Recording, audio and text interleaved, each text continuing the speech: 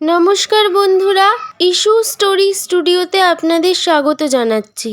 আপনাদের সামনে আমি উপস্থাপন করছি সিংহ ও অন্যদের শিকারে যাওয়া নামক ঈশপের একটি নীতিমূলক গল্প।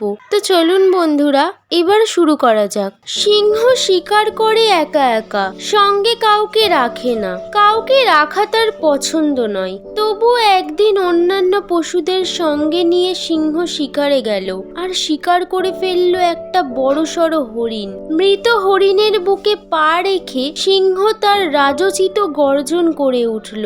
বলল, পশুগণ, এই হরিণটিকে ভাগ করতে হবে। কে ভাগ করতে চাও এসো। তার গর্জন শুনে কেউ ভাগ করার জন্য এগিয়ে আসতে সাহস পাচ্ছে না।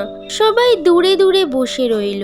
সিংহ আবার হুঙ্কার ছাড়লো, আমি দাবি জানাচ্ছি, এটি হবে 4 ভাগ। প্রথম ভাগটা বনের রাজা হিসেবে আমার, দ্বিতীয় ভাগটা বিচারক হিসেবে আমার, তৃতীয় ভাগটা শিকারে যাওয়ার অংশ হিসেবে আমার, আর চতুর্থ ভাগটা। সিংহ আবার হুঙ্কার ছাড়লো, বলল, আর চতুর্থ ভাগটা যার সাহস আছে সেই নিক। অন্য পশুদের মধ্যে কেউ আর সাহসী হয়ে চতুর্থ ভাগটার দাবি জানালো না। নীতি কথা, এক কাজে অংশ অনেকে নিতে পারে, অর্জিত ফলের অংশ সকলে পায় না। এখানেই শেষ হলো গল্পটি। গল্পটি ভালো লেগে থাকলে লাইক এবং শেয়ার করুন। এরকম আরো অনেক নীতিমূলক গল্প শুনতে হলে চ্যানেলটিকে সাবস্ক্রাইব করুন এবং নিজের মতামত কমেন্ট সেকশনে জানাতে ভুলবেন না।